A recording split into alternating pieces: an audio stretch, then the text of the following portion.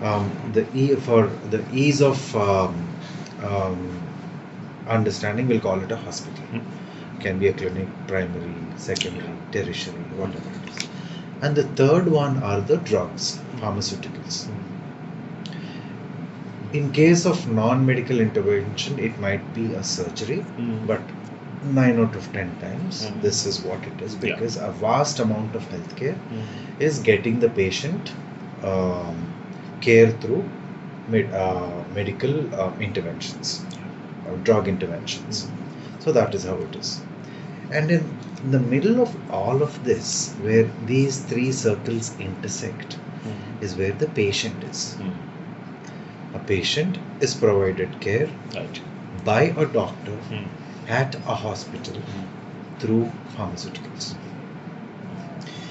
And when I say pharmaceuticals, I will also say that in this country, pharmaceuticals can be broadly classified. Every pharmaceutical that exists in this country can be classified into three broad buckets. Right. The first ones are the innovator molecules. Companies, 9 out of 10 times again, 99% of the times again, these are foreign companies. Companies that have discovered that molecule. Pfizer's, Cipla's, Bayer's, Novartis, an umpteen number of companies. And then comes the branded generics, which is something that is very peculiarly Indian. So, for the purpose of making it easy again and not confusing, there is no hard and fast rule set in stone that this is a branded generic. For the purpose of this conversation, we'll say top 10 brands in India. Brands that have existed for 15, 20 years or more. Brands, and one thing about these branded generics is they only start producing once the patent is over. The innovator's patent is over, the production starts here. These are the branded generics. And there's a very new invention, which is the Janaushadhi, which is less than about a year old, or maybe a year and a half at the most. So these are the three buckets of drugs. So the way I will ask, I solicit your views, opinions, will be to understand what do you think is working in this healthcare universe from a pharmaceutical perspective. At this point of time, what is working, what is not working. In the future, what is working, what is not working. That is how the interview will be. Right. And a little before we start getting to that part, it'd be nice if you can let me know about what made you choose medicine. What made you become a doctor? Tell me a little bit about where you come from. I mean, not specifics. I'm not soliciting your private information. No, I got it basically. That's not it basically. I come from basically from Rajasthan. Okay. Rajasthan is my hometown. My hometown is Bharatpur. Okay. It is in Rajasthan basically. I've been there. I've been there. You've been there, no? Yeah, I was traveling across all the World Heritage sites in the country and happened to be in Bharatpur. It's famous for this Kela Dev Ghana Bird Sanctuary. Then I had my schooling. My father was in railways and in Kota, so I had my education in Kota basically. Kota is another educational hub basically in India. So I did my 12th from Sophia and St. Paul's basically. I'm a convent educated. Then after in 1980, after doing my 12th, basically I was went to Ajmer for my graduation basically. After graduation, I did my post-graduation. That's what. So, what made you choose medicine? Yeah. Is your dad a doctor? No. Is anyone in your family a doctor? No. So I'm assuming if your dad was in government services. Yeah, my father was in government service, which everyone was in those times basically. No. Yeah. Was he a first generation graduate? He was a first generation, yeah. Was your grandfather a graduate? No. Okay. My father was the first generation graduate basically. What field was he in? He was in railways. No. I mean, like in railways, there are multiple fields of work. No, he was in engineering. No, and in railways there's a section known as There's a DRM office, Okay. and they make means this. They keep account of the payments of the Accounts, railways as such. basically. Finance. Finance, yeah. Okay. Yeah, because railways has everything in Yeah. this. I mean, like Yeah. today they even have satellites. Yeah. So Yeah. it can be anything. So yeah, okay. So what inspired you to My choose? father was very fond of education. He just wanted his kids to be educated. That's all. And Your mother? Mother was illiterate. Okay. He could just read and write. Oh, that's not an illiterate. No, formally she has never gone to school. That's fine. That's just But my father taught him how to read and write. It's not an illiterate doctor. Ah. You can't call her an illiterate. No, so she didn't have a schooling. She wasn't schooled. But she was schooled, but she was like. Okay. But my father was very particular about education. That my kids should get the best education possible, basically. Okay. So we went to a good school. How many siblings were you? One. How many siblings? We were have 5, 1 sister, 4 brothers. Okay. Yeah. And you're the only doctor. Yeah, I'm the only doctor. I'm the eldest one, basically. Okay. So education means we did our 12th basically. My maths was not that good, so I dropped the maths basically. Then they were as such, it was not very particular basically. We have to choose this thing only, and I could have been an IAS or something of that sort basically. I was very good at English literature basically. I could have chosen arts basically, but somehow basically I was not good at maths, so I dropped my maths. I took a non-medical as a subject basically. So now when you took a medical as a subject basically, you drop the maths basically, then the options remains basically you have to be back in the day. I guess that is what it was. Then highest in the hierarchy basically among the medical profession doctors. So we were told that okay, we had supposed to give a pre-medical test. And we really had to work hard for it, but we got through in the pre-medical test basically. Getting the pre-medical test was fine basically. Gradually we developed interest in medical. But ultimate when I did my MBBS, medicine was fine. But after that I came to one conclusion basically. Here I am basically a physician. I cannot be a surgeon.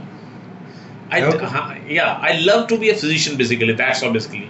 And it's more of basically being a physician is more about basically using a brain and diagnosing, making the diagnosis, making the treatment basically, doing everything extempore like that basically. So that used to make a real doctor means having a step basically and making the diagnosis and treating the patient basically, and means treating even critical patient basically. So that was my. What was your experience with doctors before you took up this? It was good. It was good basically in the sense basically we used to go to government service. Government hospitals basically, especially railways. So with minor injuries, all that basically, and we used to find in the railway hospital basically we used to find doctors basically they had a very decent lifestyle, and they had a great respect. And people used to respect doctors like anything, not like they were not beaten up like these the way they are like this. That's sad. But they were very respected. So I used to feel basically, yeah, why not? That gave me one of the things basically. It's good to be a doctor. How much did your dad influence that decision? As an education, too much. And choosing medicine when you did not like math. How much was his influence? Yeah, it was fine with him. Yeah. No. Did he prod you or push you in that direction? No. He did. He only wanted me to be educated, basically, highly educated. Okay. That was the only thing, basically. Maybe in any field. Okay. That was his main case. My kid should be educated, basically. That's all. Okay. Women, none of your siblings followed medicine? One younger brother, he tried a few times, basically, but he could not succeed. Okay. So,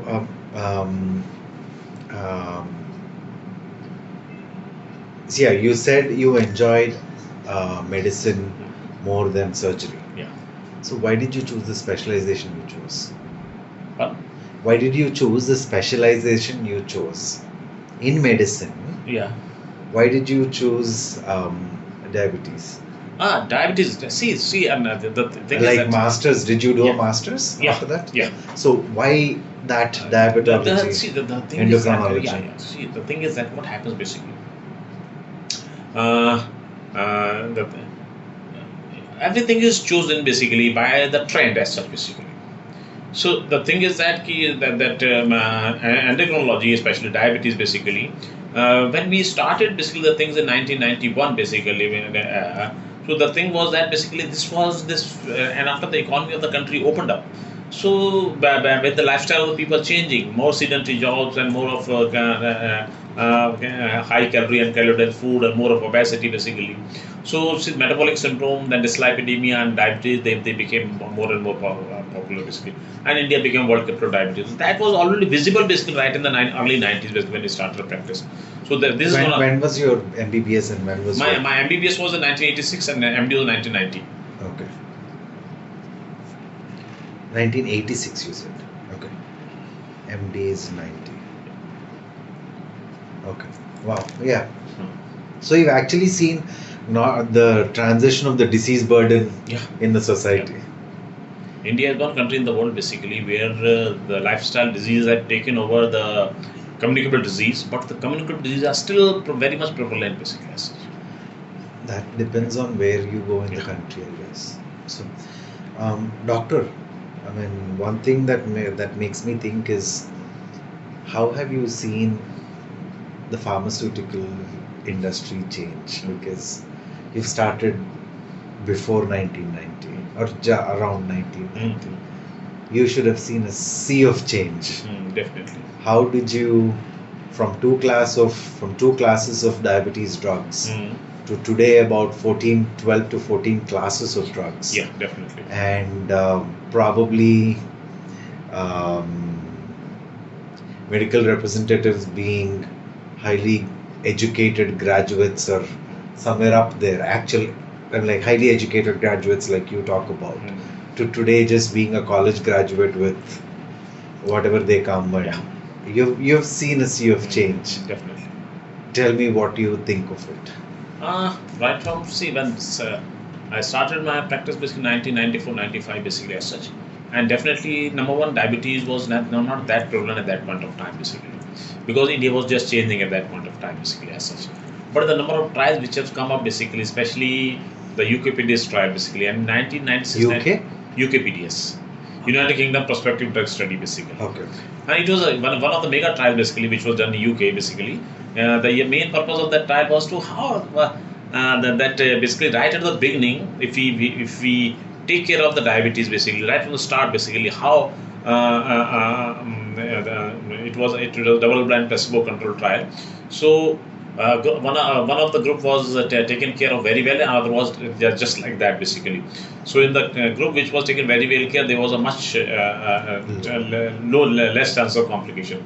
So it was like that. One of the trial was 95, 96 this trial came, UKPDS basically, and number two basically the molecule basically, one was glibenclamide, that was as a sulfonylurea, and the other was metformin basically, and third was insulin basically. And insulin was basically, it was they were not human insulin basically, they were porcine or bovine insulin basically, right? So they were like that basically. Then came the era of the sulfonylureas basically. No, I'm not talking about specific drugs. I'm talking about the experience of a doctor. Okay, doctor. In these drugs, because see, if you only had 4 drugs to write, 2 classes to write, it's like this or that. Yeah, that. You don't have to think so much. Yeah, we don't have to think so much. That's for sure. Today there are 14. Yeah.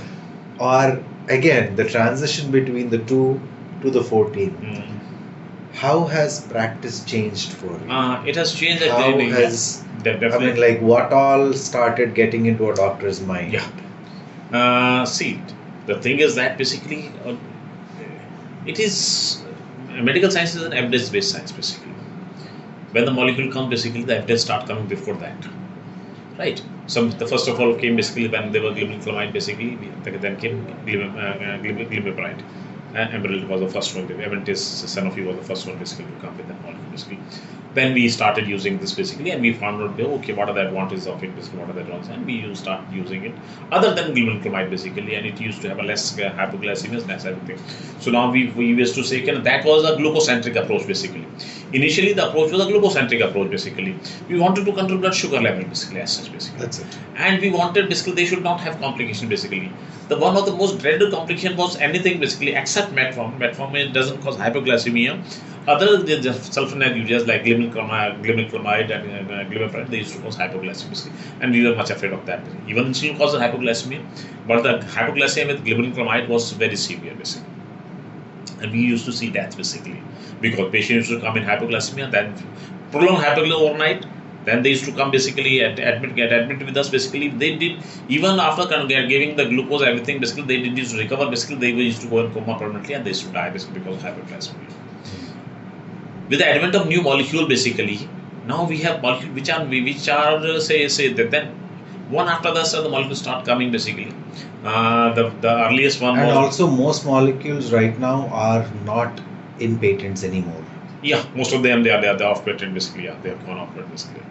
There's probably just one or two that are in patents. Then came basically say insulin sensitizers, especially rosiglitazone, pioglitazone. They came basically, but the problem was that basically they used to cause a lot of weight gain. They were effective, but they used to cause weight gain, and they were the problem with heart failure and everything basically. Then there was a big trial about rosiglitazone, which proved that basically this increases cardiac issues basically. So that was virtually almost withdrawn from the globe. It is used basically, but with less. Only then, because of that, the pioglitazone use of the other molecule also came down basically, just because it was thought basically it may be a class effect. So now the thing is that again basically. I mean, you're one of the few doctors that I have been interviewing that's story formatting things. Right. then after that basically we had gliptins. Right. So gliptins were a very promising molecule. Another very promising saxagliptin, vildagliptin, and sitagliptin, then came linagliptin. All the gliptins came, then allogliptin came basically like that. So gliptin was very good molecule basically. There were some issues. Okay, they may cause major nasopharyngitis and this and that basically. But when we started using them in practice basically, they were wonderful. They were wonderful. Though the HbA1c reduction was not to that extent basically like glimepiride. But the side effect profile was not there as basically, and they could use left and right side basically. That was a good thing more basically. So how did it affect you as an individual? Taking care of? More arms in armamentarium basically, more confidence we have basically. I love the way you put it. With more arms. Okay. It's like that basically. So that was a wonderful feeling basically. Every time we used to go get new molecules, and there were new challenges basically. See where to put it basically in your fight against diabetes. That was very important. Still, it is very important basically how to use them by it. It becomes more difficult for. So with that, like in Spider-Man, that he says with more power comes more responsibility. With the power that you have in your ammunition or armory, there is this also the thing that comes in where pharmaceutical companies start approaching you. Yeah. How do you deal with that? You have to just believe in your science. Do as per the evidences say. They are there to tell you basically, okay, these are molecules available basically. They rest all basically with attending regular conferences and going for national international conferences. That gives the insight. And having regular updates and regular multiple conferences basically, maybe small conferences, maybe big conferences, maybe the conference like ESD, ADA, IDEA basically. These all of them give a more insight basically into everything basically. So these people, pharma people, they come basically, they give information. They make you realize basically something. They give some new input basically into it. But the overall input about all these molecules basically that comes from a conference and from basically different speakers of international repute and national repute, which have done a lot of work with that particular molecule basically for that matter. Okay. No, I am talking about. I mean, you are talking about a more strategic. I'm talking about at a personal level when you as a doctor. Right. Were. When you started, probably there were just 4 companies or 5 companies that came and visited you. Right. Today, if you let your doors open, Yeah. there'll be more medical representatives than patients that will come and see You choose. No, you choose your company basically, how you get along with that particular company or. So tell me about that choosing. Choosing in the is like that basically that number one basically for first of all is that basically there are some companies basically they what they do basically they. Doctor, if I may interrupt.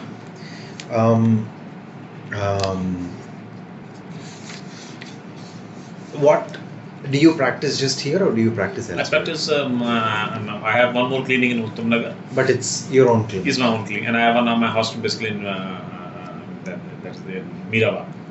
So that's also Yeah. yours, or you? Is it a poly? I'm one of the partners of that place. Okay. Is it a polyclinic? It's a hospital, 50-bed hospital. Basically. Okay. And are there other specialities? Yeah, they are especially also there. Okay. Maybe surgical, maybe orthopedics. Okay. So when the study is more looking at cardiac and diabetic endocrinological perspective. Of the patients that you see, let's assume you see 100 patients in a week. If you are to break them down into upper class, middle class, lower class, what percentage would you put? Almost basically upper class around 25 to 30%. Okay. Middle class basically the type of practice which I do basically and the consultation which I charge basically around rest 50% to 60% they are middle class. Okay. And after that basically the rest are where they are maybe lower middle or 60, 70, 85, 15% let's say. Okay. And the reason I'm asking you this, doctor, is because these three correspond to these three. Yeah, definitely the same. And when we are talking, when you are telling me about that transition from the 2 classes to the 14 classes, definitely. This waterfall starts with the innovator, brand, and generic. Again, this is some way intertwined with class, the class, the patients and the class. So is there a preference of drugs you have? Is there a preference of these buckets that you have as a practitioner? Yeah, it's like that basically.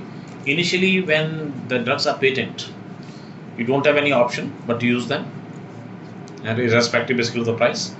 Then we see especially because diabetes and cardio is not the class where we can use it in molecule for a certain period of time, say a month or 2 or 3. They have to take for the prolonged period of time basically, years together. So before prescribing a costly molecule basically, innovator molecule basically, we have to find the profile, we have to understand the profile of the patient basically, okay. And at times we tell them basically, okay, this molecule, this is good, this is going to do. That would have been the case 10 years ago. Yeah. Today, as of today. Fortunately or unfortunately, there is hardly any innovator molecule. Yeah, now there's hardly any innovator molecule. It's all branded molecule. It's all branded molecule basically. So how do you make your choice? No. Again, the peculiarity of choices like that basically there are 50 of them. No, but you have to choose just five or seven of them basically like that basically. The one peculiarity there is all of these fall in the same price. Yeah, they fall in the same price band basically, but your relationship over a period of time. Okay. With the company. So suppose the Sun Pharma basically, how do they treat you? Say maybe the Zydus, okay, how they treat you? I know over there. So how they treat you basically as such, and how the relationship by the representative keep on changing. But certain companies they are able to retain the representative basically over a period of years together basically, maybe 5 years, 10 years, 15 years basically. Even if the new one come basically, they hand over the reign to basically in a very proper way. So the thing is that it doesn't make any means even the transition doesn't seem basically it's not like that basically. So almost basically the thing is that the total companies basically they remains almost the same basically. The relationship matters basically over a long period of time with the company. Okay. And then the number of conferences they do, every international conference basically. See, suppose there's So when before getting to the conference, you said relationship. Yeah. What all goes into that relationship? Relationship goes basically. You see, it is more of basically means less of commercial, more of means dealing with the thing basically means doing small group conferences basically, a big, relatively bigger conferences basically, calling up a good speaker at that conference, and a conference of larger level basically as such. That makes a relationship more, because they have given you say updates basically, which are helping you grow as a doctor basically, and those updates are given by the people basically who are definitely basically means more learned basically. They have been in the field for years together. That relationship matters basically as such basically. And at times basically as far as prescribing a particular molecule of anything is concerned, again basically, even basically they are no innovators basically, they are this branded generic basically. The thing is that basically that this branded generic basically, they are also having a different price segment basically. It's not like that basically, but see, it's like that basically. Maybe one is costing 10 rupees, another is 13 rupees, like that. So not much of a difference there, but still basically it happens basically in a particular class basically, lower middle class something. Even the difference of 10 and 13 also matter basically, because there is a person staying the year for a year. But there is Janaushadhi there. Right. See, I don't believe in Janaushadhi. Okay. That's so the you problem. tell your patients. Do you tell your patients that they the simple thing is this? that Janaushadhi is just like basically, do you do you go and buy your food still from the basic ration shop? So the thing is that he said, no, I don't go anymore basically. Then why don't you go there? It has the same wheat or same whatever it is basically. Okay. So you can no, that is not up to my basically. There may not be there's always a doubt. So why there's no doubt basically a medicine costing of 2 rupees and a 10 rupees, because there has to be difference. You are wearing a branded T-shirt basically. Why don't you want to go on footpath and get that T-shirt basically? सड़क पे बिक रही होती है basically 100 रुपए में, basically वहाँ जाके क्यों नहीं खरीदते basically आप? है तो T-shirt he, Sounds better when you say it in Hindi. Okay. So yeah, and okay, I get it, and though Janaushadhi is not it has become big business now. we don't know who that business is for. Exactly. And again, coming back to this part, doctor, do you think there is a difference between a specialist prescribing medicine versus an MBBS prescribing medicine? Yeah, big difference. What are they? See, the thing is that even the specialist prescribing the molecule, different specialists, I'm just saying, leave aside MBs, they are still a different basically. There's a certain basically inhibitions basically in the mind of a simple MBBS. Maybe they are not trained like that basically. So they are prescribing certain molecules basically. It is not in their purview. Say for example, I'll tell you, MBBS is going to prescribe a glimepiride or some this molecule. First of all, as of today basically, or not early, when they are 10-12 molecule basically, I'm going to prescribe, okay, metformin is the number one drug basically, fine basically. I prescribe metformin right from the very 1 gram twice a day. They are very afraid prescribing 1 gram twice a day, heavy dose हो जाएगी basically, like that. They'll prescribe 5 milligram once or twice a day. So they are not bold enough basically to go ahead with the higher dose basically, like that. Similarly, basically they won't go with basically the DP4 inhibitor or SGLT2 inhibitor basically was a big was a last or the third or fourth option for them basically. For we people basically DP4 inhibitors, after metformin, DP4, SGL2 inhibitor, they are the first, second, third options basically.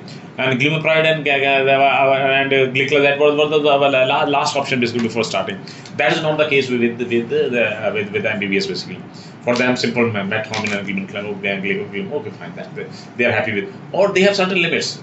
They can only prescribe one or two or three molecule. After that, because they don't go above that basically. Okay.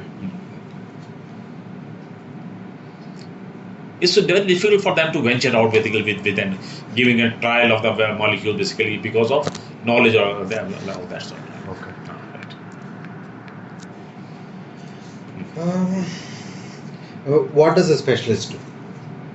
You've told what a MBBS does. Specialist. See, the thing is that specialist what is specialist is going to see into the matter basically. Okay, what are the comorbid conditions basically which the patient right now is suffering? One thing is that what comorbidities in future can be prevented by the molecule which I am prescribing right at the moment. Okay. Right. So I am. So you're saying and number that two, is symptomatic treatment versus this is exactly. This is a prescription behavior that is trying to encompass all the comorbid address comorbid conditions also in future also. Okay. So we think of acute things. Okay, a patient should not go into hypoglycemia. That is another bad complication of it. So we prescribe molecule first basically which it doesn't cause hypoglycemia. Okay, then okay, SGL2 inhibitor. The long term it has got this advantage. Fine, basically it is helps in reducing weight basically and reducing fat. Okay, fine. That is going to address the other issues basically like that. I'm sorry, I've gone over 2 minutes. I think we're winding up. So, yeah. Right. No, I didn't mean to interrupt. It's like that basically. So we as of today we always see it, okay, that we prescribe the molecule basically which doesn't cause acute complication at that say it doesn't cause much hypoglycemia. Number two, basically it doesn't cause chronic complication also, or rather it prevents the chronic complication. Say for suppose GLP-1 analog basically. They are very good molecule. They are costly molecule basically, but something who is obese basically, something relatively morbid obese basically. So we say okay, we ask them basically this molecule is going to help you this way, and if we can and maybe SGLT2 inhibitors and a GLP-1 analog together, they can make your reduce weight basically at around 10, 12, 15 kg at times basically, which is going to give you a great relief basically in your controlling the complication future basically, and just cardiac protective also basically. It's a protect heart failure also. It slows down the progression of your kidney failures, all that basically. So that is to be said, that is seen by the specialist basically as such, which is not seen by MBBS simple says okay, sugar ठीक आ गया ना basically, okay fine, this now your sugar is fine. They are happy with the sugar control. We are not happy just with the sugar control basically. So it is not less of a glucocentric approach these days basically, more of other than the glucocentric approach. Okay. I'll simply call it symptomatic versus holistic Yeah. here. Okay.